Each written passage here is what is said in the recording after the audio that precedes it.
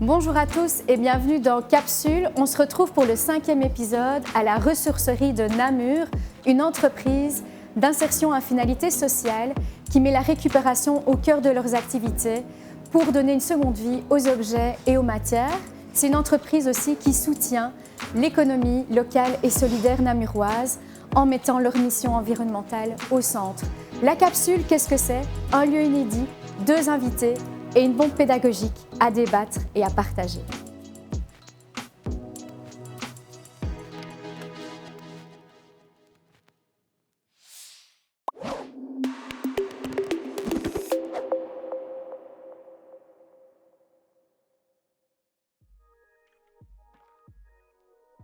Bonjour Amélie, bonjour Hubert. Bonjour Amélie. Bienvenue dans Capsule. C'est le 5e épisode de la première saison. Cette capsule, elle est consacrée aujourd'hui à un sujet qui s'inscrit au cœur de notre société, au cœur de nos problématiques, également dans les institutions d'éducation. On va parler de durabilité dans le contexte de l'enseignement supérieur. Comment enseigner de manière durable? Comment les universités, les hautes écoles s'emparent de cette question? Comment ils y réfléchissent sur le terrain et quelles actions sont menées, peut-être déjà maintenant à l'heure actuelle, avec les étudiants, avec les enseignants? On va essayer de répondre à ces questions-là de manière concrète. On va essayer aussi d'aller un peu titiller les représentations, les mythes qu'on entend dans les couloirs et qui freinent parfois ce changement. Alors Amélie, tu es coordinatrice du groupe de travail autour de la durabilité au pôle académique de Namur. Ce groupe de travail, il rassemble 4 institutions, 3 hautes écoles. On a la Haute École Albert Jacquard, la Haute École de la province de Namur et la Enalux, accompagnée de l'Université de Namur. Et pour toi Hubert, tu travailles à Bruxelles. Tu es tout d'abord conseiller pédagogique à la Haute École Francisco Ferrer et également coordinateur du réseau Profs en Transition. Voilà, on démarre peut-être par une question un peu simple d'introduction. Qu'est-ce qu'on entend par durabilité dans le contexte de l'enseignement supérieur? Qui a envie de commencer sur cette question?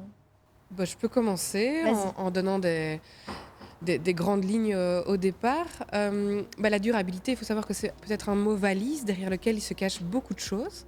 Et pour essayer de cadrer un peu ce qu'on peut entendre derrière la durabilité dans l'enseignement supérieur, on peut se dire qu'il y a 2 volets. Il y a la durabilité sur la forme et la durabilité sur le fond. Alors la durabilité sur la forme, c'est tout ce qui va être en lien avec l'établissement en tant que tel, donc ça peut être des questions d'énergie, sur la manière dont on s'approvisionne, sur les cantines durables, sur la mobilité. Et puis la durabilité sur le fond, ça va vraiment être la durabilité dans nos enseignements. Alors ça peut être la formation à destination des étudiants, mais ça peut être aussi la formation à destination des enseignants. Ça, je pense que c'est une première clé de réponse. Voilà. Ça nous cadre un petit peu déjà dans quoi est-ce qu'on va réfléchir aujourd'hui. Tu veux ajouter quelque chose, Hubert? Je rejoins totalement ce que disait Amélie. Faut se mettre déjà d'accord sur ce terme-là pour poser les bases. Sur cette forme et sur ce fond, nous, à Bruxelles, on a parfois des difficultés, notamment au niveau des bâtiments, où on n'a pas forcément la prise. Donc nous, on s'oriente un petit peu plus sur le fond, au niveau des enseignements et au niveau de la recherche. J'ajouterais même que là, il y a aussi un débat au niveau de la forme de la durabilité que l'on souhaite adopter. Il y a de la durabilité forte et de la durabilité faible, et même au sein de la durabilité, il y a des discours qui ne vont pas dans le même sens et ça peut poser quelques petits problèmes. Quels sont, selon vous, les principaux défis? Donc ici, je comprends bien que l'entrée, finalement, la plus malléable, la plus évidente, c'est le travail sur les pratiques d'enseignement. Quels sont pour vous les défis à mener auprès des enseignants, des étudiants? Quelles sont les questions prioritaires que vous allez susciter auprès de ce public-là, enseignants et étudiants? Alors, au niveau de la priorité, si je peux prendre la parole, c'est surtout la formation et l'accompagnement des enseignants, parce qu'en fait, dans l'enseignement supérieur, les enseignants arrivent avec un bagage théorique, un bagage universitaire qui est lié directement à leur discipline. Et donc leur stabilité, leur zone de confort est directement liée à leur contenu. Or, quand on parle de durabilité et intégration des enjeux socio-environnementaux dans les pratiques, on sort rapidement de cette zone de confort et ça peut fortement déstabiliser les enseignants. Donc la priorité selon moi, c'est de proposer un accompagnement le plus sur mesure possible pour que les enseignants puissent se sentir relativement à l'aise pour aborder ces thématiques-là en classe. Bah, je suis tout à fait d'accord. Et d'ailleurs, avec l'équipe, le groupe de travail durabilité au sein du pôle académique de Namur, on a justement un projet de recherche dont l'objectif est d'accompagner les enseignants pour implémenter des dispositifs autour de la durabilité dans leurs enseignements. Et ça démarrera en janvier. Mais je te rejoins aussi, Hubert, et je pense que pour pouvoir vraiment aider ces enseignants, il faut pouvoir comprendre les situations dans lesquelles ils sont au quotidien. Et par exemple, je vais reprendre un exemple de l'université de Namur où on expliquait que les études de médecine finalement sont passées de 7 à 6 ans. Mais à la fin, le médecin qui sort et qui est diplômé après 6 ans, il doit avoir les mêmes compétences et les mêmes savoirs qu'un médecin diplômé en 7 ans. Et donc du coup, on imagine bien que la quantité, la charge de matière, le nombre d'heures a diminué, mais la quantité de matière à voir est restée identique. Et donc on imagine que ça doit être totalement compressé. Et donc là-dedans, parfois les enseignants, on peut très bien les comprendre, se disent comment est-ce que je peux encore trouver du temps pour ajouter de la nouvelle matière? C'est déjà énorme, je suis déjà complètement dépassée, comment je peux faire? Donc ça, c'est des réflexions qui nous reviennent très régulièrement, sur lesquelles on a essayé de tabler. Pour prendre un autre exemple d'un autre établissement, à l'ENALUX, on a fait tout un travail de traduction des ODD, donc des objectifs de développement durable. Il y en a 17, ils ont été écrits et rédigés par l'ONU. Oui, tout à fait. Donc voilà. Et donc on a vraiment traduit ces 17 objectifs en objectifs d'apprentissage et on les a intégrés dans les fichiers de l'ENALUX. Parce qu'en fait, on partait du postulat et de la certitude que quasiment l'ensemble des cours et que l'ensemble des enseignants travaillaient déjà ces ODD sans le savoir, parce qu'en fait, ça brasse des thématiques qui sont très larges et des thématiques qui sont certainement déjà abordées dans les cours. Et donc, l'objectif initial de cet exercice, c'était vraiment de juste faire prendre conscience aux enseignants qu'ils travaillaient déjà certains points et que du coup on pouvait, sans revoir l'ensemble de sa matière, avoir déjà un impact et juste prendre conscience qu'on travaillait déjà par exemple un ODD. Ça a été aussi l'occasion de pouvoir faire un premier état des lieux de quels sont les objectifs de développement durable qui sont travaillés, dans quel cours, dans quelle matière, dans quel domaine, est-ce qu'on peut voir des ponts entre certains domaines d'études ou pas, certaines complémentarités ou pas. Mais bon voilà, là tout ce travail d'analyse est encore en cours, donc je n'ai pas vraiment de résultats à vous donner. Mais voilà, l'idée c'est vraiment moi je pense, de repartir des situations existantes et pas essayer de réinventer la roue. Est-ce que sur le terrain, il y a des sollicitations claires des enseignants? Toi, comme conseiller pédagogique, est-ce que tu as des demandes d'enseignants du terrain qui s'interrogent sur la durabilité, qui s'interrogent sur la façon dont ils construisent leurs cours? Concrètement, il y a des demandes? Alors oui, ça dépend des départements, mais c'est une thématique qui est assez transversale, où beaucoup d'enseignants se posent des questions. Mais il y a différents profils. Il y en a qui se posent des questions par rapport à l'amélioration de la maîtrise du contenu, entre guillemets, quels sont les enjeux, comment mieux les comprendre pour ensuite après les transférer dans une situation d'apprentissage. Et il y a les enseignants qui sont plus en quête de pistes pédagogiques sur ok, je comprends les enjeux, mais je ne sais pas comment les intégrer dans mon cours, quelles sont les pratiques que je peux mettre en place. Et là, c'est deux accompagnements totalement distincts, mais c'est super intéressant de parfois même confronter ces enseignants-là parce qu'ils s'apportent mutuellement. Et au-delà du conseil pédagogique que moi je peux offrir, il y a pas mal de ressources externes. Il y a des ASBL qui proposent des ateliers pour mieux appréhender les enjeux, pour mieux les intégrer, vraiment des pistes assez concrètes. Pour en citer quelques-unes, il y a EFDD qui chaque année fait la journée des établissements de l'enseignement supérieur durable, les EES durables. Mais il y en a d'autres comme Ecotopie, chez qui j'ai eu la chance de faire quelques formations sur les questions socialement vives et comment les aborder en classe et comment gérer tout ce qui va avec, à savoir les émotions des étudiants, parce que ces thématiques-là suscitent l'émotion, et comment gérer cette approche systémique qui n'est pas forcément acquis par les enseignants, parce que c'est assez délicat à aborder. On a souvent le projecteur sur une problématique et on oublie les différentes facettes de la problématique.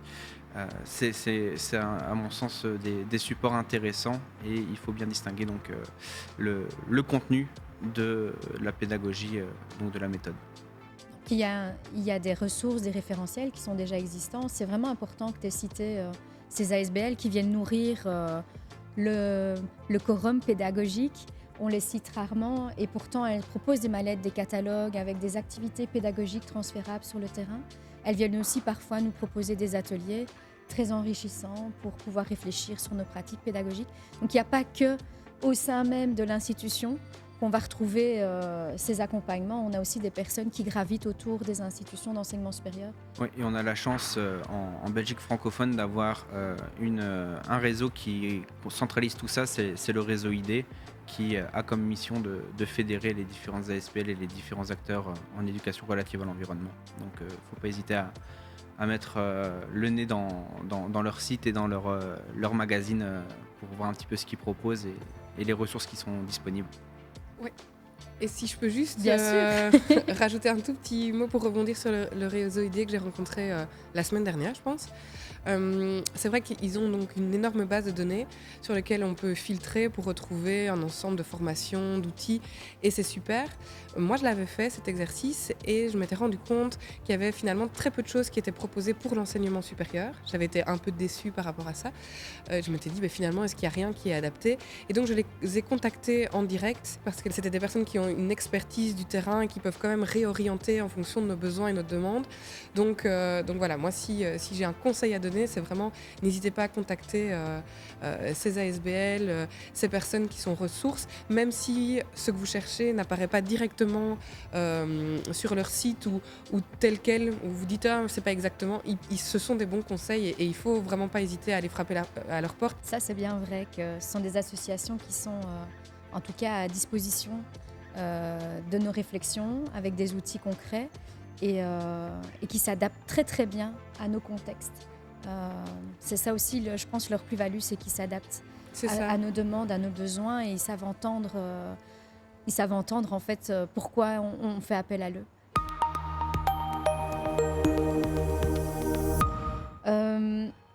Capsule, c'est aussi un petit peu déconstruire certaines idées reçues, certains discours qu'on a tendance à entendre. Et ici, je sens bien que de part et d'autre, en fonction de vos missions, vous recevez des demandes, vous recevez aussi autour de la table des personnes qui sont déjà dans cette démarche réflexive autour de cette question de la durabilité dans le contexte de l'enseignement. À côté de ça, il y a aussi des personnes qui freinent ce changement. J'en ai parlé tout au début de cette capsule. Déjà, pour reposer un petit peu le cadre sur un mythe, est-ce que la durabilité, c'est spécifiquement parler d'environnement? Je pense que ça va au-delà. Est-ce que vous pouvez déconstruire cette idée de la durabilité égale écologie environnement? De quoi est-ce qu'on parle quand on dit le mot durabilité? Bien entendu que non, ce n'est pas que l'écologie de l'environnement en tant que tel. On entend souvent des problématiques environnementales et le préfixe socio-environnemental est à ne pas négliger, étant donné que lorsque l'on détricote un petit peu une problématique, on a toutes les autres problématiques qui viennent avec et il ne faut pas les oublier. L'environnement, c'est quand même le milieu dans lequel nous vivons. Et il y a énormément d'interdépendance entre les différentes formes du vivant et entre les différentes problématiques aussi liées au vivant. Et il faut vraiment essayer de sensibiliser les enseignants, et pas que, le citoyen ou la citoyenne aussi, que les problématiques sociales, économiques, politiques, etc. sont directement en lien avec ces problématiques-là. Effectivement, ça rejoint ta première question sur qu'est-ce qui se cache derrière la durabilité. C'est un mot valise qui a souvent été rétréci à juste les questions d'environnement ou les questions de gestion de déchets ou ce genre de choses. Mais non, il faut vraiment se dire que derrière la durabilité ou derrière les transitions, il y a les questions qui sont d'environnement, mais économie et sociale. C'est le triptyque qui doit être travaillé ensemble. Et c'est pour ça que c'est un domaine, une thématique qui est interdisciplinaire et qui est transversale pour pouvoir essayer d'avancer. Et dans ce triptyque, moi je vois aussi, on a parlé beaucoup là de l'accompagnement des enseignants. Dans le pôle enseignant, pour certains, c'est encore quelque chose qui vient s'ajouter dans leur réflexion pédagogique sur le terrain, dans un environnement qui est déjà contraignant, on le sait, l'enseignement. Comment est-ce qu'on peut aller chercher ces enseignants qui se sentent déjà contraints d'autres réflexions, d'autres aspects qui sont liés à, on l'a dit, hein, leur expertise dans le domaine, la matière qu'ils enseignent. Comment est-ce qu'on va chercher ces enseignants pour qui la question de la durabilité, c'est peut-être encore quelque chose qui vient s'ajouter à ce qui est demandé sur le terrain? Il y a plusieurs choses. Je pense que, d'une part, en fait, la durabilité peut juste être un prétexte, un exercice. Donc, je sais pas, je prends l'exemple d'un prof de langue, par exemple. On pourrait faire traduire ou faire écouter une compréhension en audition sur des questions de durabilité. Et ça peut se limiter à ça. Et c'est déjà très bien, en fait. C'est d'amener, dans le cadre d'un exercice, en tant qu'exemple, des questions de durabilité. Ça prend pas plus de temps, ça prend pas moins de temps, parce que cet exercice, il doit quand même être fait. Il faut quand même trouver un thème. Et ben voilà, c'est quelque chose qui va assez vite. Il y a d'autres choses qui peuvent être faites aussi. Moi, ce que j'apprécie aussi parfois, voilà, j'ai parlé des ODD, des objectifs de développement durable. Ils sont parfois, souvent aussi dans le champ assez critiqués. C'est OK, il n'y a pas de problème, mais justement, faisons cet exercice en classe, présentons les ODD et voyons ensemble comment est-ce qu'ils peuvent être critiqués, quelles sont les limites, pourquoi est-ce que c'est pas un outil parfait. Et l'esprit critique, en tout cas pour moi et dans ma pratique d'enseignante aussi, c'est vraiment une compétence que je pense être essentielle et fondamentale à enseigner dans l'enseignement supérieur. Et donc voilà. Je te rejoins encore une fois totalement. Je ferai même un petit parallèle avec, tu parlais de compétences, esprit critique. Je renvoie les enseignants souvent vers ce référentiel qui s'appelle Green Comp, qui regroupe les compétences vertes et qui a été rédigé par l'Union européenne. Ça, c'est important de savoir un petit peu les compétences que l'on peut travailler, notamment avec des thématiques comme les problématiques socio-environnementales. Et ça peut bien partir d'un petit exercice assez isolé. Et je rajouterais même une autre problématique dans l'enseignement, au-delà de la charge de travail des enseignants, c'est que parfois des enseignants me disent: j'ai du mal à donner du sens. Les étudiants et les étudiantes ont parfois du mal à comprendre où je veux en venir ou à s'imbriquer dans une approche programme où la finalité du cursus, l'employabilité des étudiants doit être travaillée, mais difficile de le cerner. Et là, cette thématique-là encore, je rejoindrai ma précédente réponse où je disais que c'était une thématique totalement transversale. C'est que si on aborde une thématique socio-environnementale, tous les professeurs peuvent apporter leur pierre à l'édifice. Et si on travaille sur une thématique groupée avec l'équipe pédagogique en entier, ça donne directement plus de sens.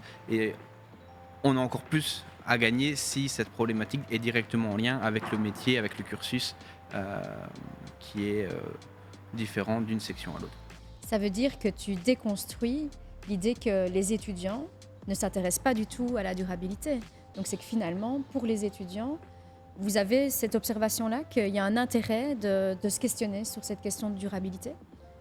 Oui, il faut savoir que les étudiants, à l'heure actuelle, ils sont nés avec les questions de développement durable et de durabilité. Pour eux, ça leur semble logique d'en parler. Donc parfois, on a déjà d'une part l'impression qu'ils ne s'intéressent pas, mais parce que parce que pour eux, ils ont toujours grandi avec des gourdes, ils ont toujours grandi...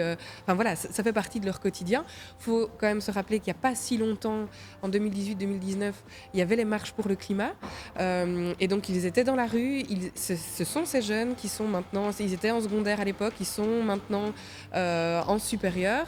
Donc, ils se sont mobilisés de façon très marquée, très affirmée, alors qu'à l'époque, ils n'avaient peut-être même pas encore le droit de vote. Il faut remettre ça aussi en perspective. Et donc, il faut le faire de façon intelligente parce que, par moment, je me rappelle d'étudiants qui avaient fait un feedback, qui avaient eu, je pense, 2 fois 2 heures de cours d'information sur les ODD et qui se disaient, OK, en fait, ces cours théoriques, c'était hyper intéressant, mais moi, en tant qu'étudiant maintenant, ça me semble être un poids immense. Qu'est-ce que je peux faire à mon échelle?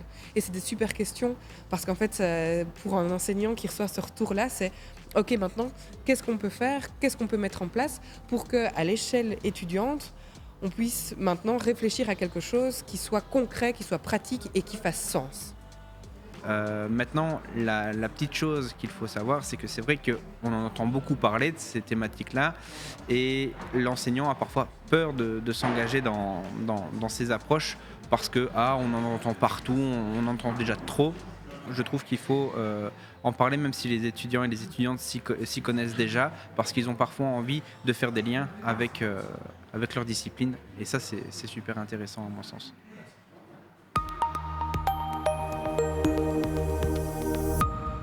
Quand on observe vos missions, vous avez chacun et chacune une mission bien particulière.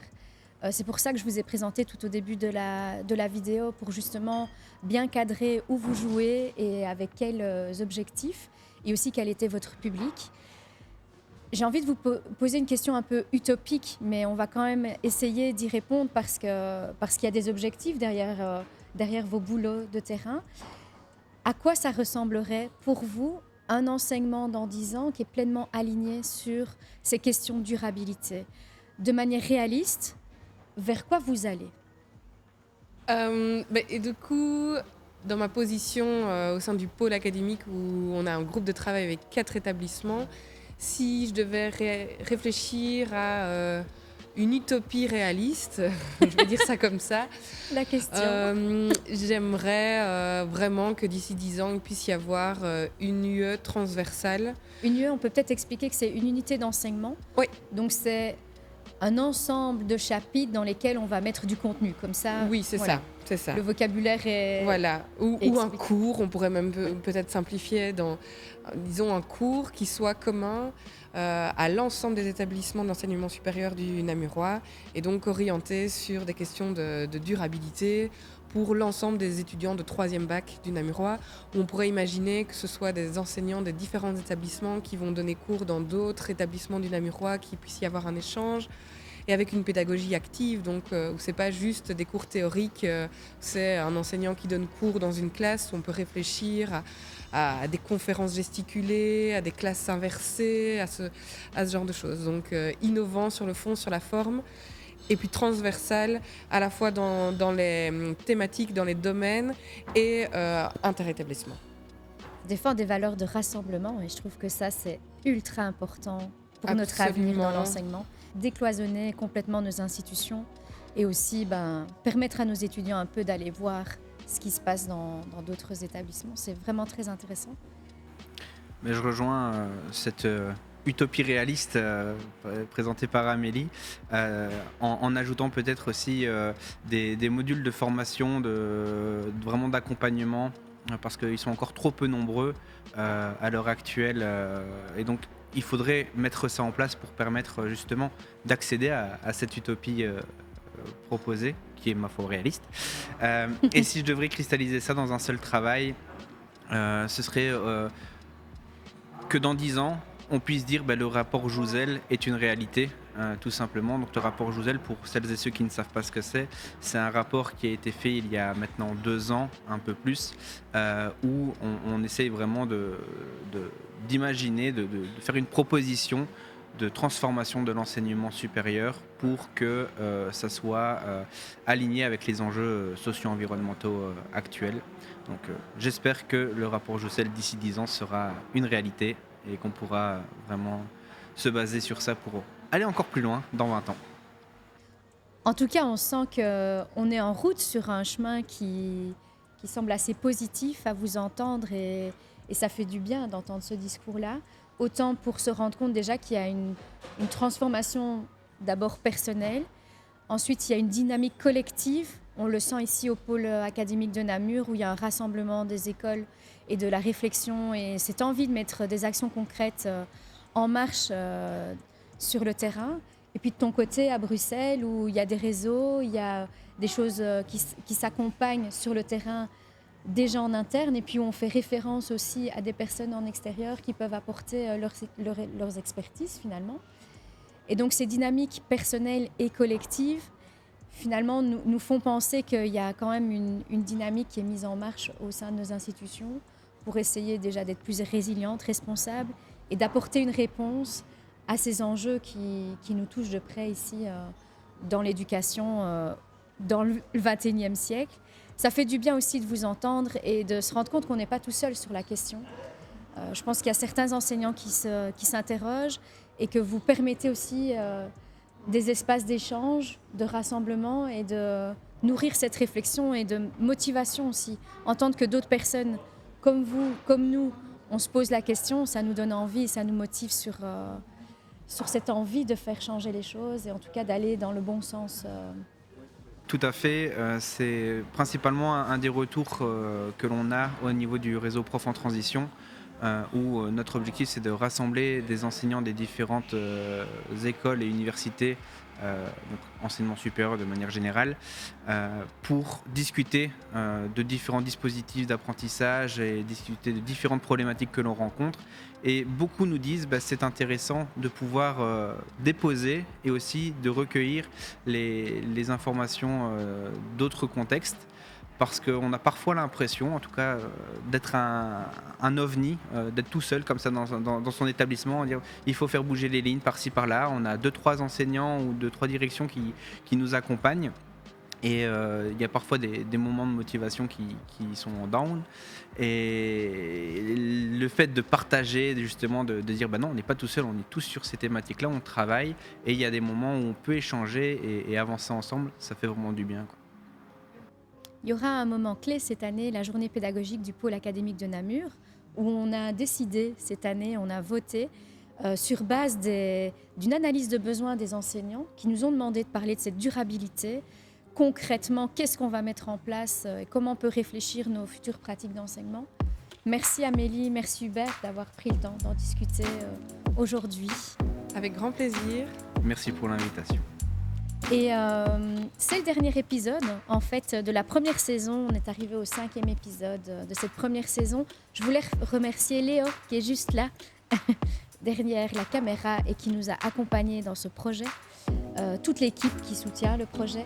Je voulais remercier aussi tous les experts qui sont venus dans les 5 épisodes, 10 experts qui ont pris du temps pour venir s'exprimer, qui ont pris du temps pour partager leur expérience. Et je voulais aussi vous remercier, vous, le public, de nous avoir entendus, de nous suivre sur les réseaux et de nous rendre visibles finalement dans notre travail. Voilà, merci à tous les deux. À bientôt.